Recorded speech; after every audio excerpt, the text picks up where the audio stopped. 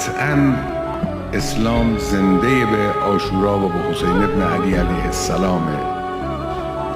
همونطور که فرمود و انا من حسین، بنابر این معنا که یعنی دین من، ادامه راه من به وسیله حسین علیه السلامه.